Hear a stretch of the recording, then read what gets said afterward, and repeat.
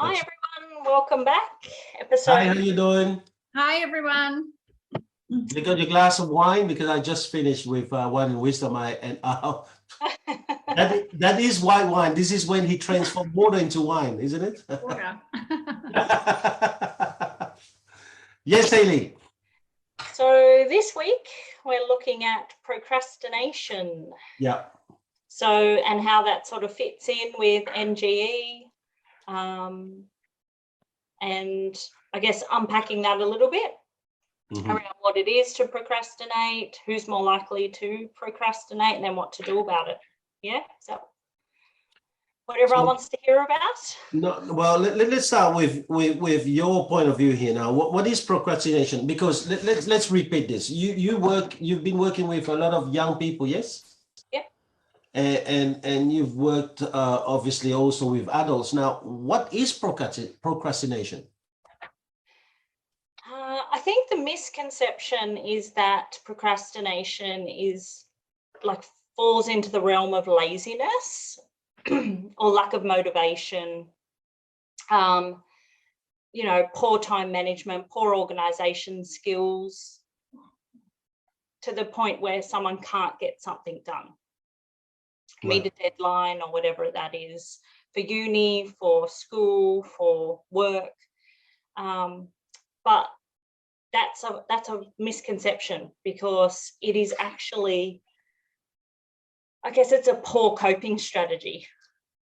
Right. It's a poor way to manage your mood.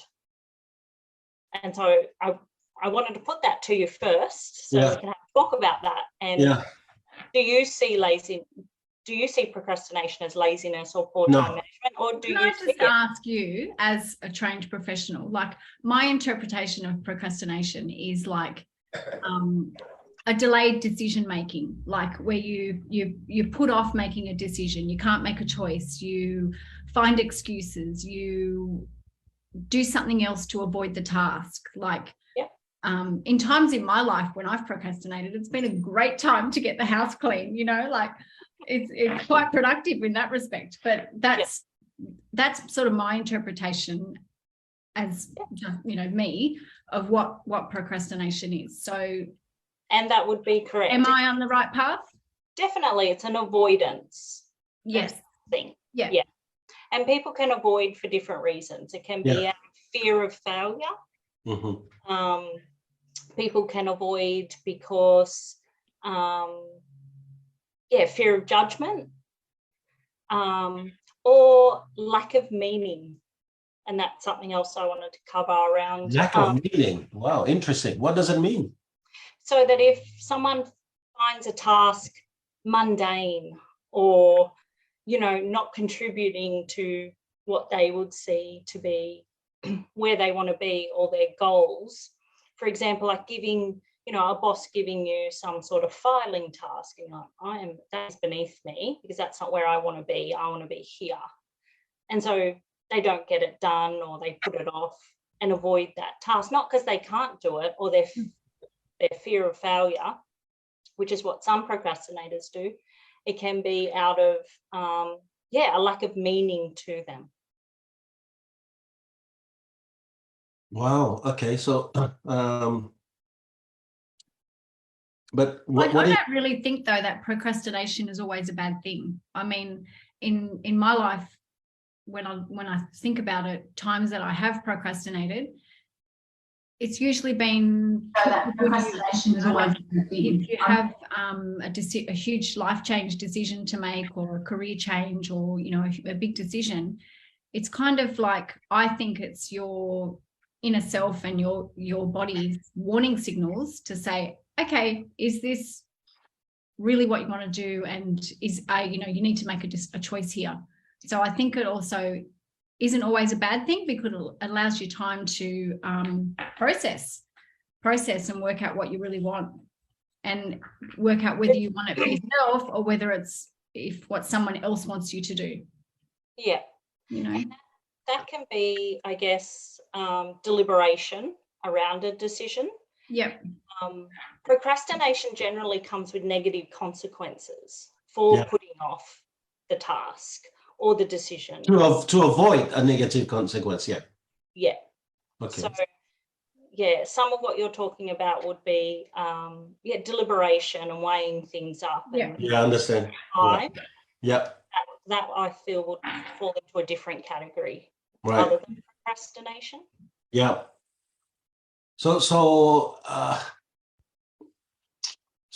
are you saying that procrastination is not under the control of the person doing it?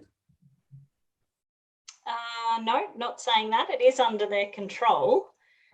It, I guess the first step is recognizing you are doing it. Like if, But it's not easy for someone who's procrastinating to recognize they're doing it. For them, they have a valid reason for what they're doing. And the research shows in procrastination that procrastinating and getting a negative consequence doesn't mitigate you not procrastinating again. Whereas you're going too fast for me. Maybe. Often, like if you get a negative consequence for something, or like you get in trouble for not meeting your deadline and your boss goes off, that's usually a deterrent to not do it again. But procrastinators, that doesn't work for them. They do it again because it's not about that. It's about them trying to it's not about them avoiding the negative consequence. It's about them avoiding the negative feelings that the task brings. So whether that's fear of failure around their perfectionism, or whether that's, whatever negative, I guess, emotion it brings up, low self-esteem or, fear of judgment or whatever, they're avoiding those feelings, not the consequence. Right.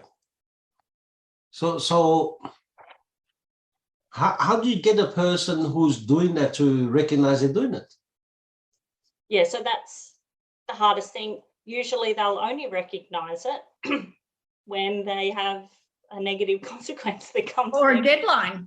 Or a deadline. Or a deadline. Or an overdue assignment. So procrastinators are really good at putting in, to uni to ask for extensions. Like they get really good at making excuses and, and busying themselves with other tasks to give reason as to why they didn't get that one done. But look, like I didn't get that done, but look at all these things that I did get done. So they're like really good smoke screeners. Okay.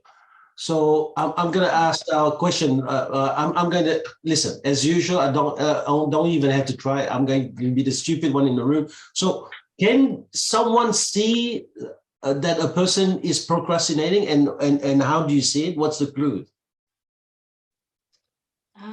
If the task is the next logical step and they skip it. Haley, I don't know. You are using too many difficult words for me. So just talk to me like I'm a 3-year-old. Okay, so how? Let's imagine I'm a boss, because you do a lot of things now with teams. You as a psychologist, you're now starting to work with a lot of teams. Yeah. How do I know that someone in my team is procrastinating? Well, they will know they're procrastinating because that whatever you're asking them to do is causing them anxiety or something. So they're avoiding it. Yeah. And they're avoiding, So what you might see is avoidance, making light of a situation, or making fun of the thing that you're asking them to do because they try a bit of banter or something to sort of smoke screen. Yeah. They may,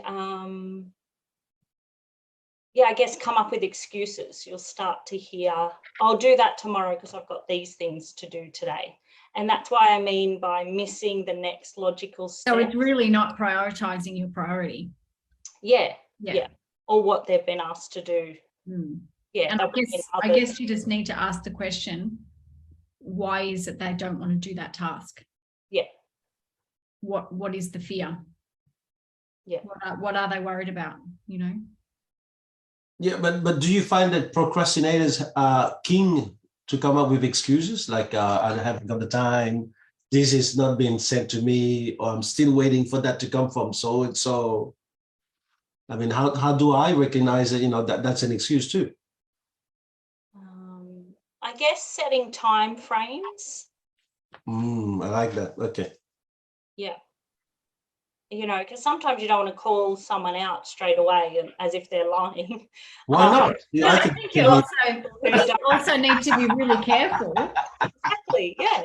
I think you also really need to be really careful that you know the whole situation, because you don't always know someone's full circumstances, especially like with mental health issues. Like personally, if something's affecting someone in the office, you don't always know what's happening in their personal life that is making them behave that way. So I think you need to be very careful, because sometimes a little bit of information can be dangerous. Like you don't always know the full story. You already started way too deep. I was going to bring it a bit later on, but it feels to me like women perceives better whether someone is procrastinating than men. Or? I asked the girls today what they procrastinate over in the office. Yeah. And the answers were buying a pair of R.M. Williams boots and cooking dinner. And it's kind of like, okay. Hold on, say it again. So one thing was buying like an expensive purchase, which Yes. is, fair enough. Fear of losing money, Right. breaking the budget or whatever. Yes. And the other one was cooking dinner. And so, well, we all hate that decision every night. It's like, oh, what's for dinner? That's so funny. Yeah, was funny. Yeah. And I guess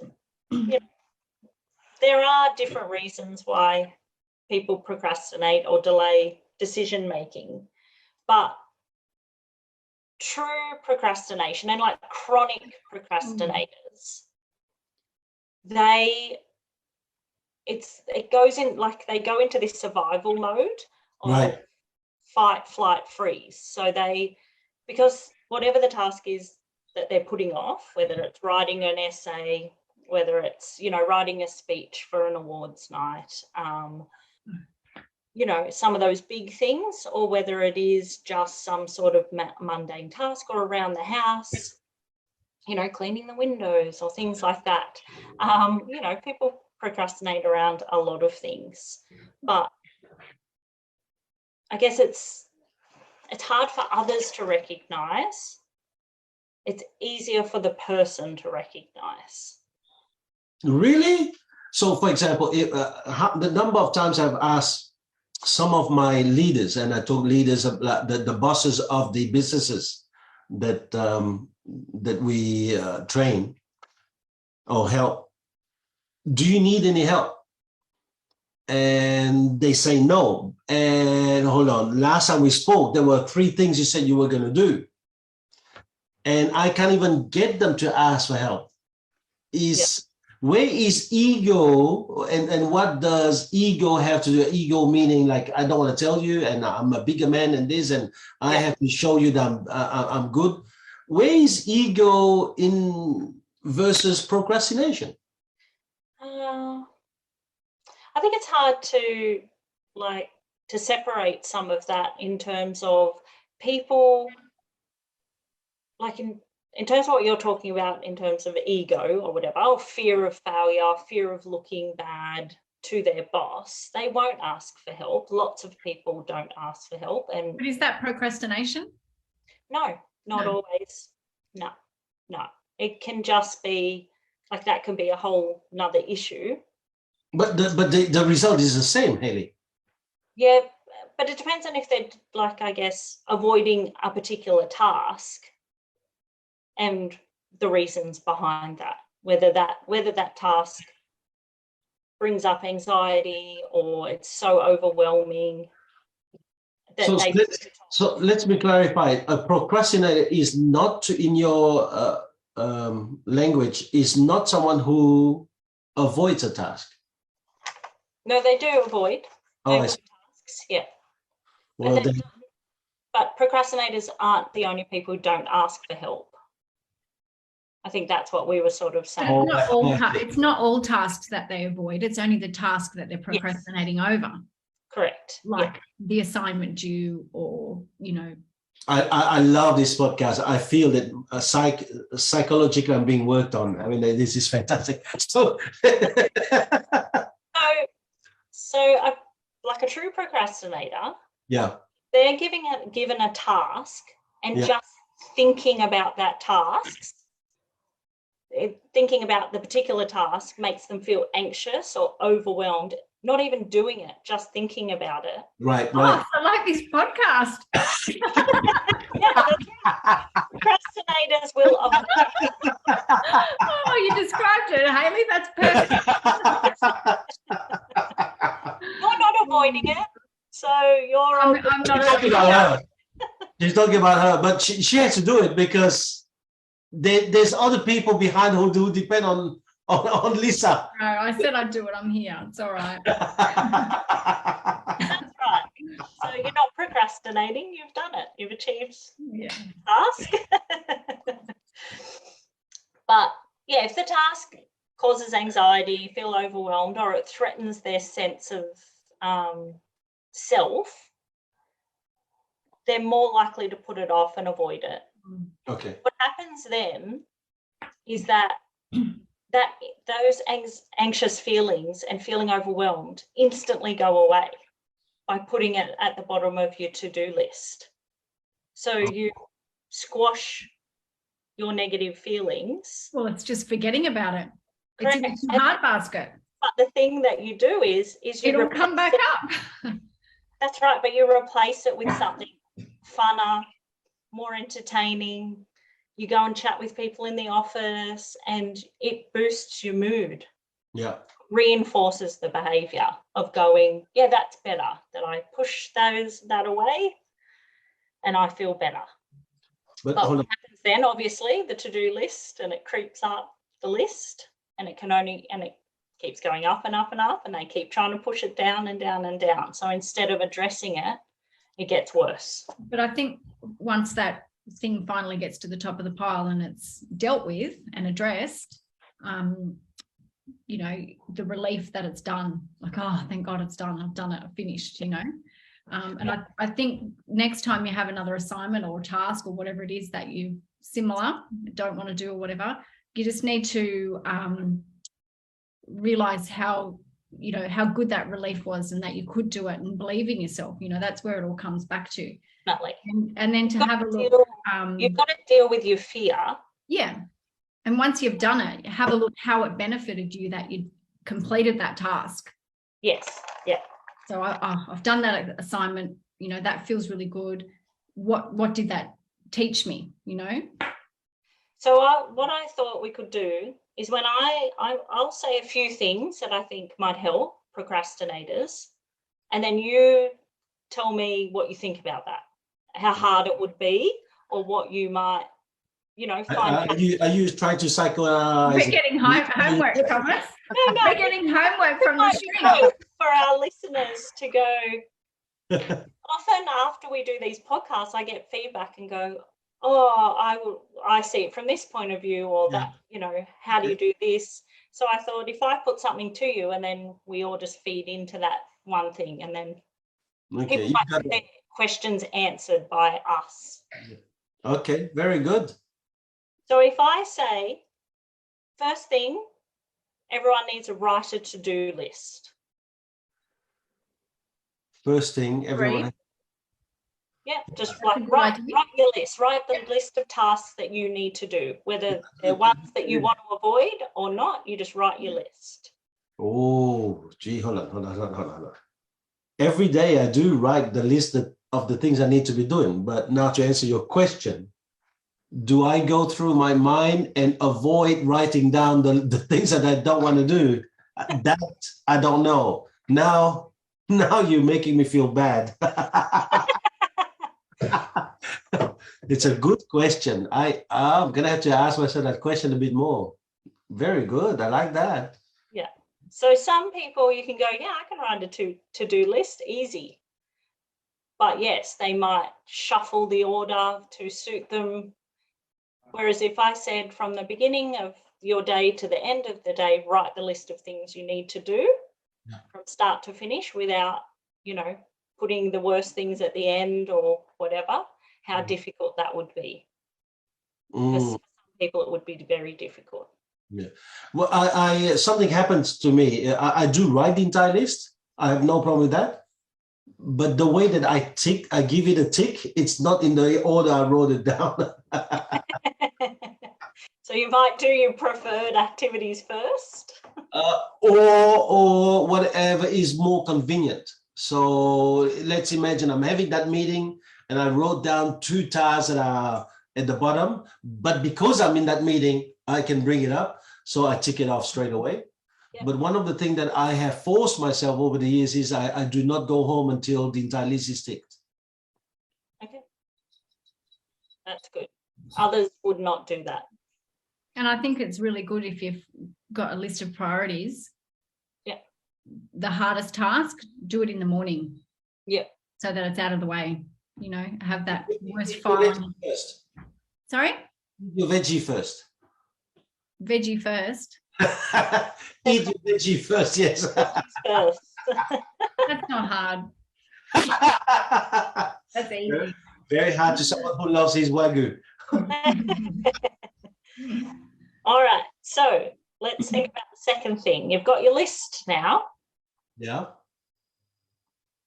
In order to recognize the onset of procrastination, have a look at your list and which tasks bring up that avoidance or the no, don't want to do that, leave that to the end of the day, I'll get to that if I've got time or whatever. So recognizing on the list which ones are creating that and which other ones are like easy, yeah, we'll do that, we'll do that, we'll do that, we'll do that. How would you find being able to do that? Yeah, I love it. Love it. That's the files that you do first. Yeah. Me, that's how I've always worked. So what are you talking about? You're doing the tougher one first? Yeah, like if you come in and you got a crappy job or a difficult file or a task that is harder than others, it's always good to get that away in the morning and dealt with and finished so that you don't have to worry about it all day.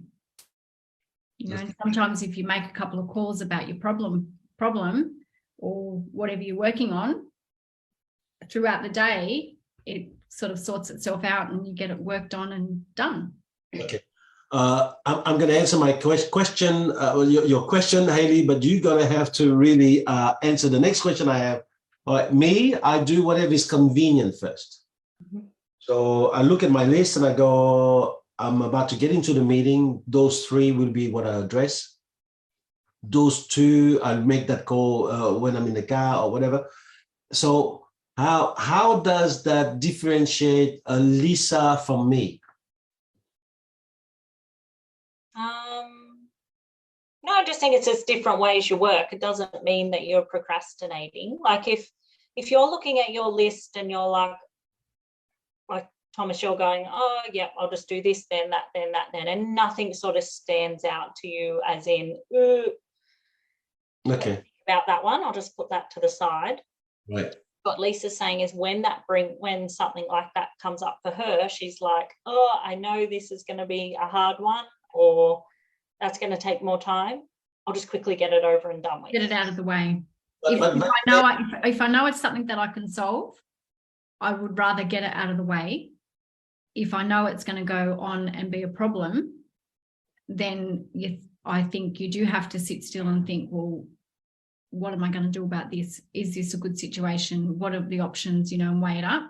And, like for me, if I've sort of had the feeling where I don't know what to do nothing, like as in life decisions, not just talking about work now, not knowing what to do nothing. If nothing feels right, do nothing, so I think you do have to listen to it. I don't think all procrastination is bad. I'm just going to ask you this question. Is Lisa doing it because she's got more not good enough feelings about herself that she wants to do it first and get away the whatever is tough out of the way first so that she can feel good about herself and about the day? I think she's got good coping strategies. So she's happy to face fear. Right. But is she happy to face fear, or has she learned over the years, I have to confront those fears anyway, I might as well do it first? Yeah, probably a bit of both. I think that's part of Lisa's coping is if I get it over and done with and I don't ruminate on it and it doesn't sort of sit there all day and I'm thinking about it, if I do it first up, then I can move on. And that's a positive coping strategy. Okay. So do you see any difference in terms of behavior between Lisa and myself then? Like I'm very much like the stable kind of person. Oh, thanks very much. I got your answer. There you go. It's not true. And my laughing is not an admittance of yes. It is that you're cheeky. And no, it is just a difference. And it doesn't sound like either of you are procrastinating. But as you're going through your list, if you can kill two birds with one stone, do it. You know, definitely. I think that's good, Thomas, that sometimes, you know, you recognize that while you're in one situation, you can handle another. Yeah, And so the other thing that people do when they procrastinate, and perfectionists do this a lot, is they'll have their to-do list and then they find other things that they do and they add them to the list and tick them.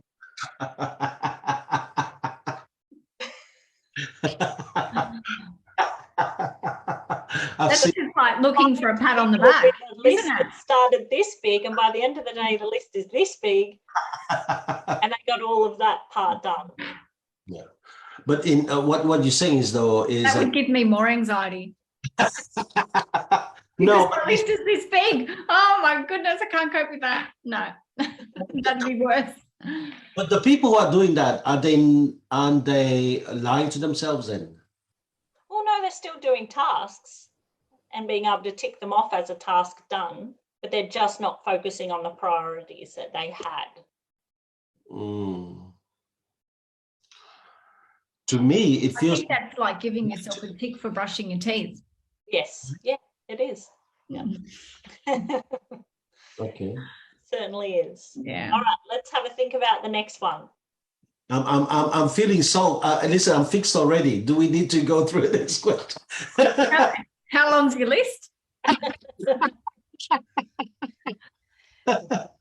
So if something is on your list that brings up, you know, a bit of, oh, I'm not sure how to do that, or I don't think I'm competent, or, you know, that's going to take too long, or whatever it is that sort of is bringing up you wanting to push it to the back, break it down into small, achievable pieces, and so that you can celebrate the completion of each part. I like that. I don't do that, but I like that. Yeah, lots of people don't do that, but it is a way of, I guess, helping procrastinators do something. Wow. That's a good strategy for when a task is feeling overwhelming, like to break it down. And that's usually that type of thing, like step by step. Yeah. Yeah. God, I love that. But I don't do it because I feel it's weakness. You either do it, you don't do it. But by the time you break it down, it means that you're finding yourself an excuse to do smaller stuff than the real task. So in my head, it's like, you're just looking for an excuse not to do it. Yeah, but that's not the case. If you can still get to the same outcome, but breaking it down.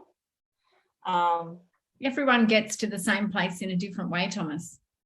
Not everybody thinks like you do at 100 miles an hour and like 100 things happening. Not everyone thinks like that. Lisa, leave me alone. I'm feeling already psychoanalyzed. But Hayley, leave me alone. You. All right. The other thing that people could do is if it's, I guess, a task that people are putting off because they feel like it's a mundane sort of task, and lots of people do this in terms of housework or things around the home, or in personal lives, but it can be in the office as well. Like who wants to be filing when you could be out, talking to people, if that's, there's lots of things that aren't in people's areas of strengths that they sort of shove to the side. So make challenges out of those tasks. So whether it's time challenged, or whether it's, with or against someone, some sort of competitive thing, or, make it fun and entertaining out of some of those tasks. Is that something that you think would help in those sort of situations? Lisa, you might want to start. Make a challenge out of a task. Yeah, I guess, if you can make a rewards game for yourself. You get to have a Mars bar at the end of the list, or you get to go and have a cup of coffee, make a nice cup of coffee if you've emptied the filing tray. I guess you could.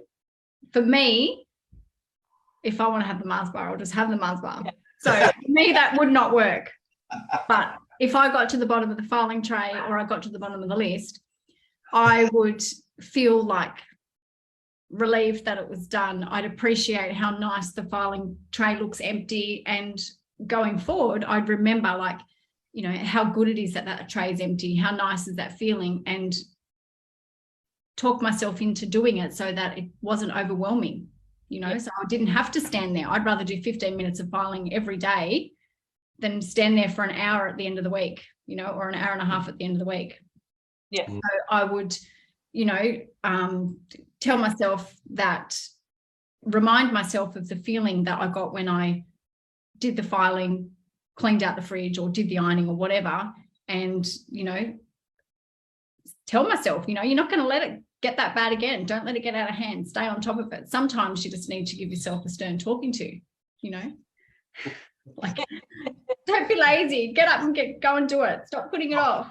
Yeah, tough. I think we're going to need another man on the podcast, because I'm feeling something's happening. But my wife does. If my wife said to me, you can now take the bin out, Thomas, into the street, and the challenge is for you to beat the time that you did last week, I think it's a con. I think. It's a con. So I don't know how to answer your question. Yeah. So, I can see the competition, but we have to be careful how we're using it. It's like, if women are going to use competition on men so that they get the bin out there faster, we stupid if we take that game on. I know we have to do it. I just don't know. Maybe sometimes my ego will kick in and I go, no, I don't need to do this game. Yeah.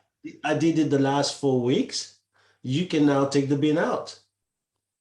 So I'm not so sure. But now let's imagine when it comes to work. Well, if I work in an environment where it's competitive, maybe. I think that maybe it will work.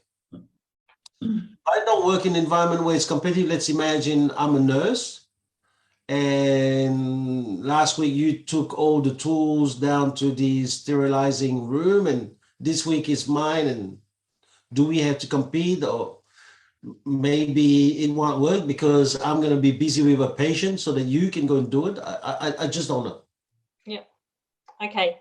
And it won't work in all circumstances. So it's just as breaking a task down into sort of measurable parts won't always work. So these are why they're like certain things just to keep in mind, but you would have to mold it and adapt it to whatever task thing. So the other thing would be to find meaning in the task that you're doing. So why is that task important and valuable in the scheme of things?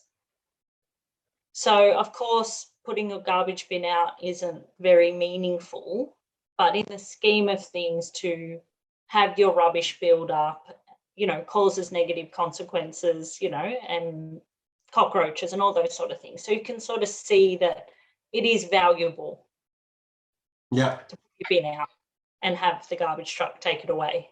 I agree with you, but with the person who's procrastinating, how do I get into that mode of looking for meaning?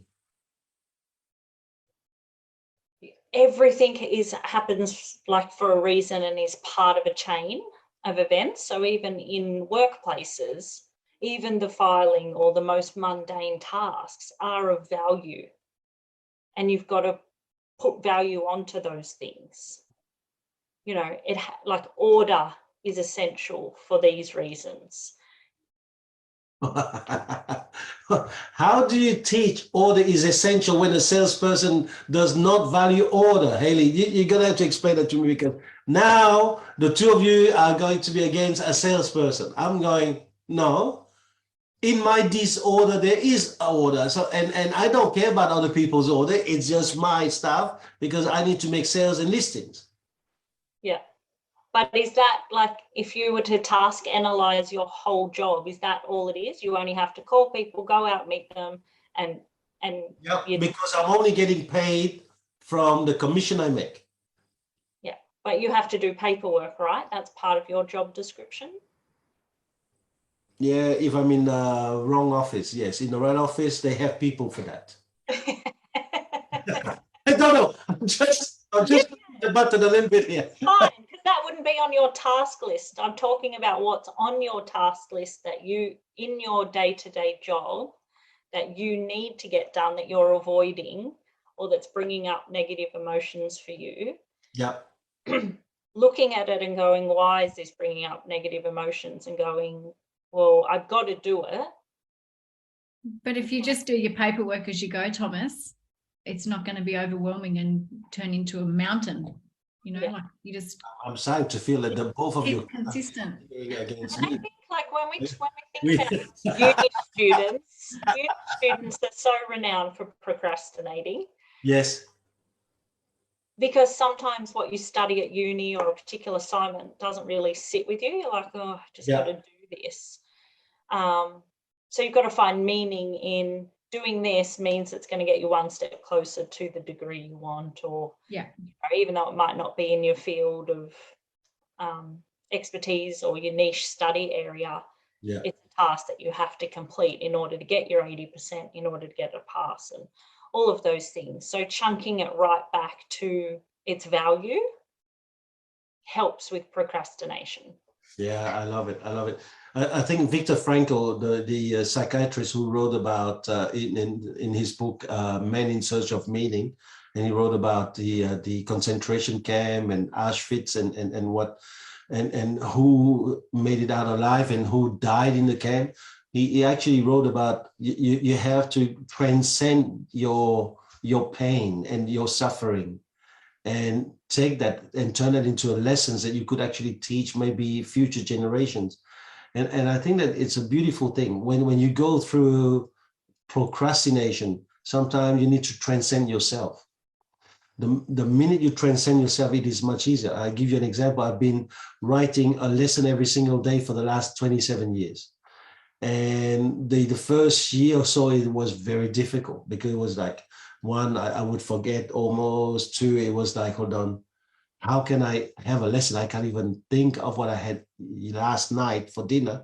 So you're going through all this. But the minute that I transcended and went, hold on, these are lessons that will allow my kids to see whether they are going to be ahead of me at the same age as me, or that we're going to be able to compare and have a discussions about how their lives been progressing versus mine. And therefore also maybe through my lessons, they can learn some of these things and avoid them and use their times to make better lessons. Suddenly, I have been doing it nonstop. I can't stop.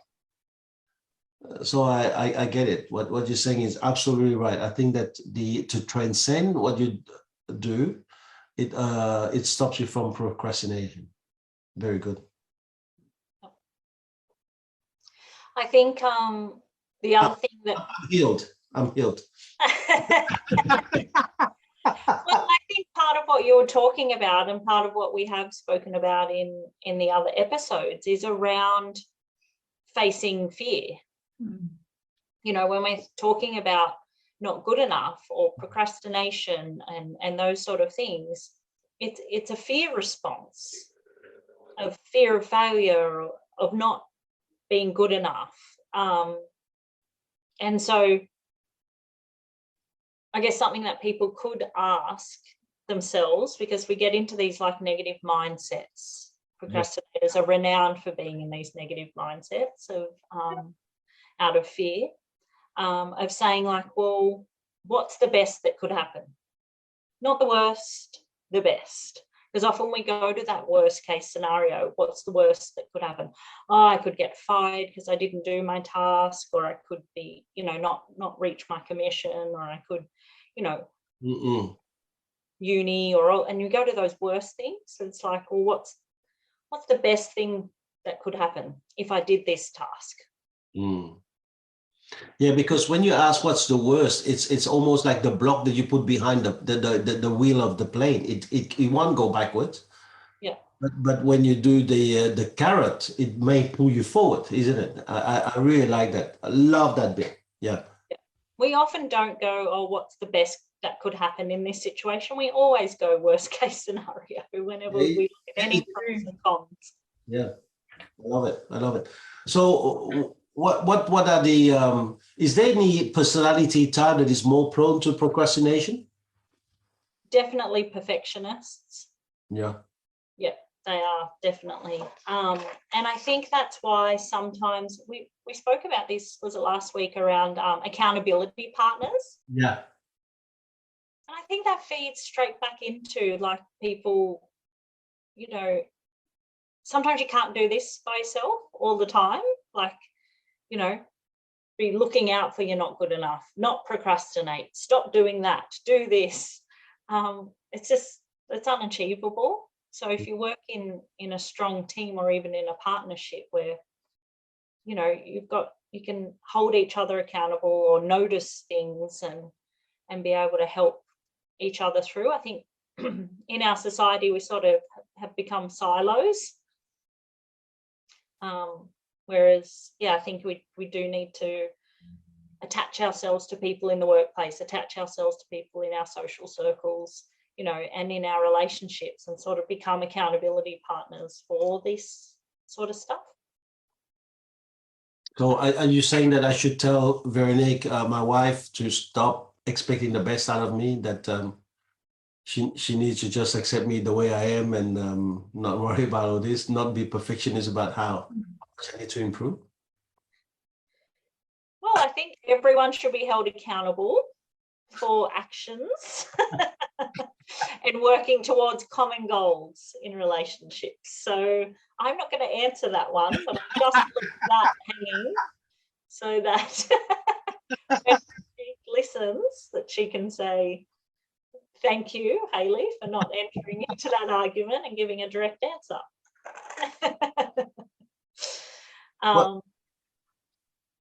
And I think the other thing that I wanted to bring up, because you mentioned it, Lisa, was around like that self-compassion. Like sometimes you do, like you might think that it's, you know, don't do that again, stern talking to like can work, but sometimes it's also like forgiving yourself and having that self-compassion and going like, it's all right, you got through it in the end. Yeah. Like, and moving forward from there. Definitely.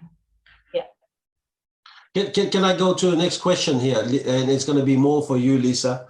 Do you find that sometimes, and maybe Hayley, you can have a look at what's pathological in that question, but do you find that sometimes, because you had to go through life and you had to face your brick wall and you had to go through those brick walls and there was no one behind you to really do those things for you, that you go through these things and bust through the procrastination, but then it means that you're a little bit less understanding when it comes to seeing your children go through that?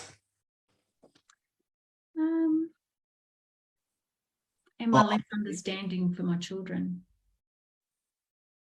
No, I think kids these days, casting a broad net, have got it pretty easy. I think it's different now. Right. It's different now from when I was a kid. My kids have got it different to what I had it. Do I think they've got it better in a lot of ways? Do I think that kind of spoils them in some respects? I do, because, you know, for me as a young adult, if I didn't do it for myself, no one else was going to do it. You know, if I didn't go and get a second job to do whatever I wanted to do, I wasn't going to get those other things, you know, where these days, I think, or for my kids, I do help them more. So whether that's doing them a favor or doing them an injustice, I haven't worked that out yet, but I can't help it because I love them. So, and I love spoiling them and looking after them. So yeah, I'm not sure. So the question for you, Hayley, is do people who actually, those people who have worked through or bust their way through procrastination, do they have a tolerance level with procrastination in their own children? Possibly. I guess it depends on. But the depth that, sorry, Hayley, the depth that you've described procrastination, I'm not sure I can really relate to. I don't think I've been to that level of procrastination. No. So it's hard to say whether I can recognize that in my kids or not, because I don't. Yeah, you had no choice. You had no choice. You had to push through. But does it mean that when you see procrastination in your children now, Lisa, you go, it's okay? Because in some way, part of you is going, you know, I wish I had that. And I didn't have that kind of freedom, that lightness of being, that blissfulness of just enjoying the moment. Now, let them. I don't think I allow them to, if they've got a problem, I don't think I allow them to dwell on it and procrastinate. Like, I think we try and talk about it and, you know, encourage them to make a decision or whatever the issue is. So I don't think I allow them to do that, because in my eyes, that's unhealthy, because I think I would just be seeing them go into their, you know, down further into the black hole. So I don't think it's healthy. So no, I don't think I allow them to procrastinate to that level. So. Yeah. But then on the other hand, Lisa, what you're saying is you don't rescue them either. You help them find resolutions. Yes. Or well, I like that's what I'm trying to do. Yeah. Yeah, but you don't rescue them. No, I try. Yeah, she's a helicopter. I try and get them to sort out their own problems. She's a helicopter parent. No, I'm not. Yes, you are. I don't agree with that. Now I'm going to have to analyze that. Thanks, Tom. No. Oh, gosh. Yeah. No, I don't think I'm a helicopter parent. I think my kids have had to, they have to have been resilient. I've been a single mum for 10 odd years, you know, and working, and they've had to get themselves to and from after school care, walk home to their nans on their own, go to homework club after school because it's at school and you can go and do that while I'm still at work, you know, like, so they've had to be resilient. They've had to fight their own battles because I haven't always been able to be there for them, but they're okay. We're all surviving. Good. So now I'm going to ask you one more question here before we start closing. Hayley, do you find that procrastination has improved or has gone worse with time? I think there's always been procrastination. It was just different because now the ability to distract yourself from what you're supposed to be doing is in the palm of your hand. And the pressure of social media. Yeah, just scrolling through, which can take, you know, Facebook, then Instagram and Twitter and all of these things.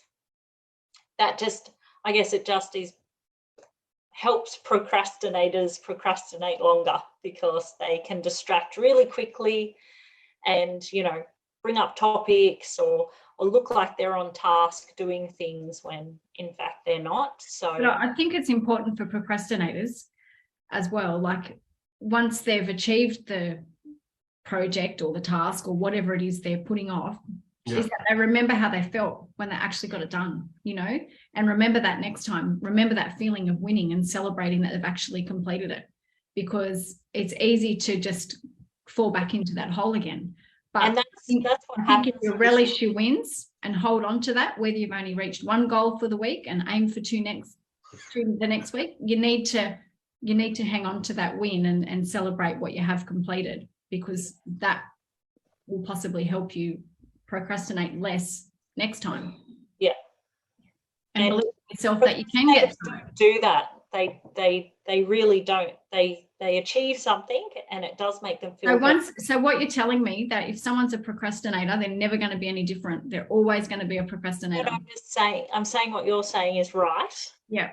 That they just don't do that inherently.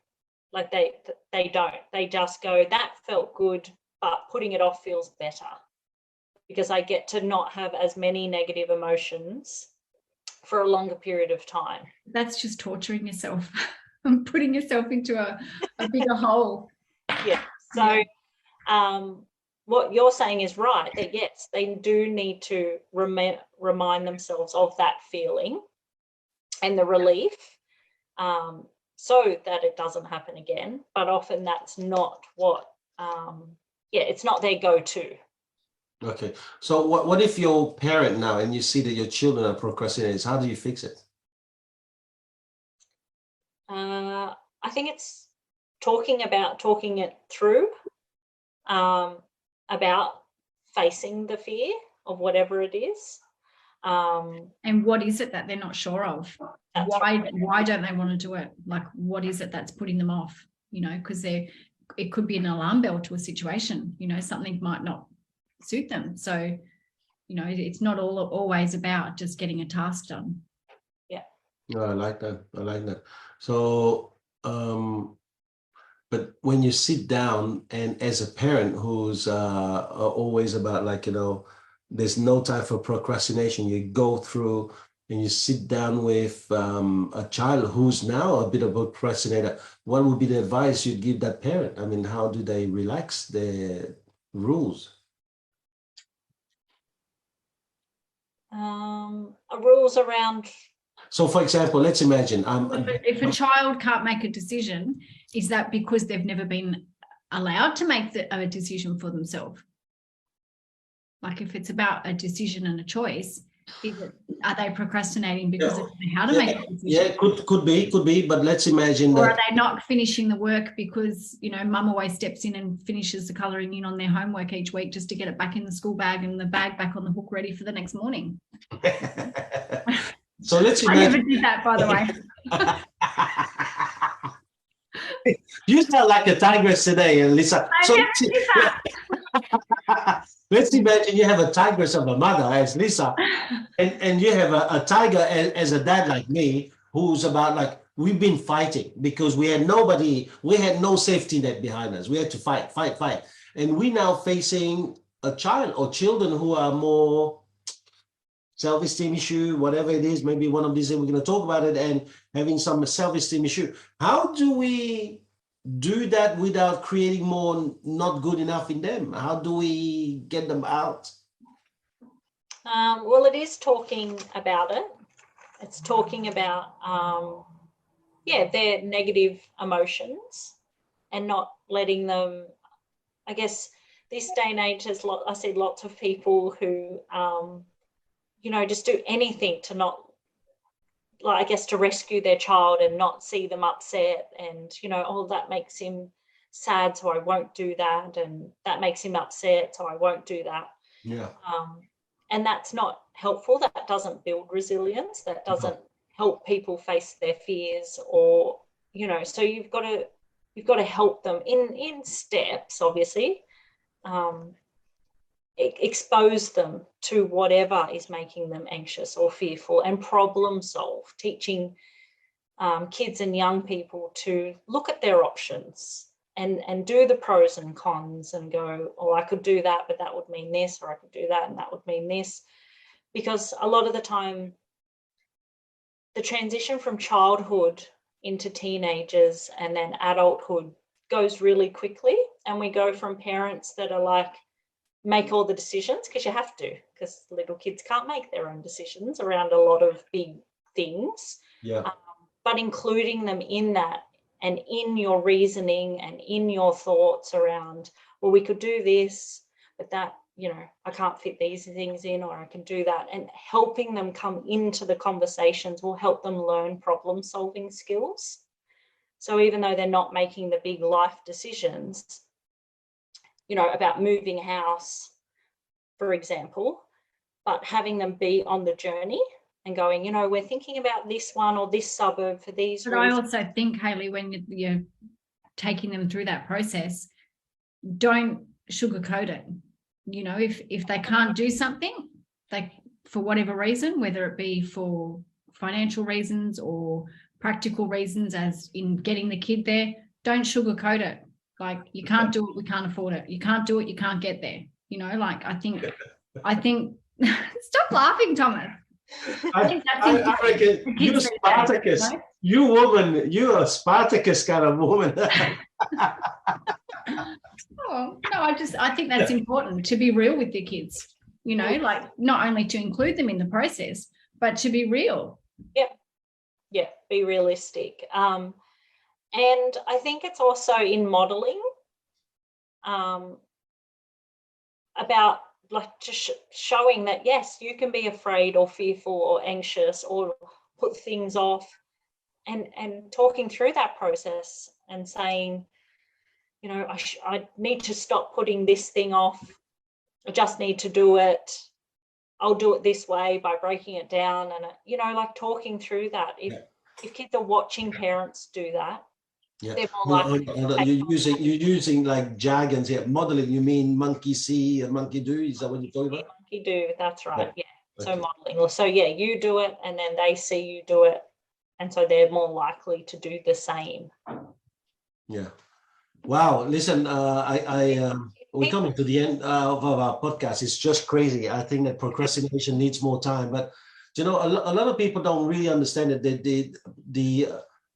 There's a lot more issue, a lot more.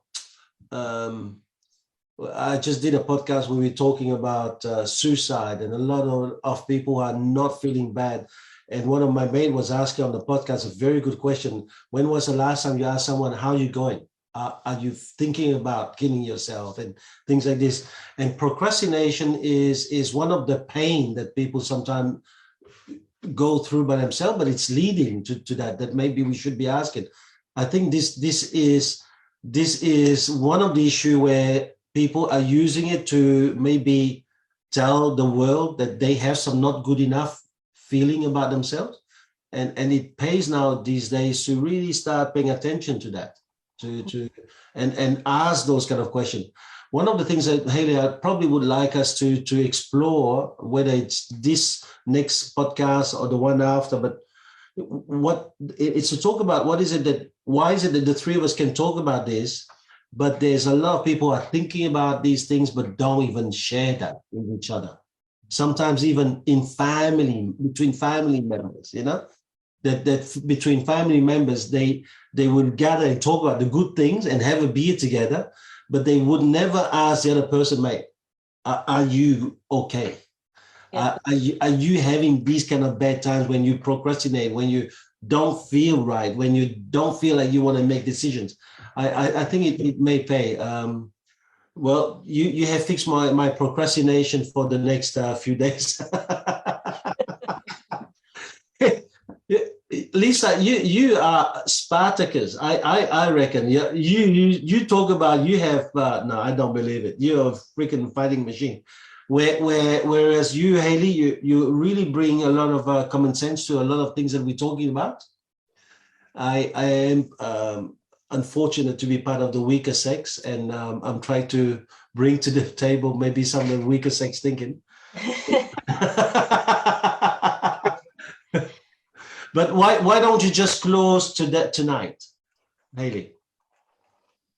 Well, thank you everyone for listening. But I guess the main takeaways, and maybe Lisa, you can finish on the main takeaway that you got out of it. But I mean, the reality is looking at procrastination as not being, laziness, or poor time management, but really looking at it as someone who is avoiding something because they're using that as a coping strategy instead of facing it. Love it. I love it.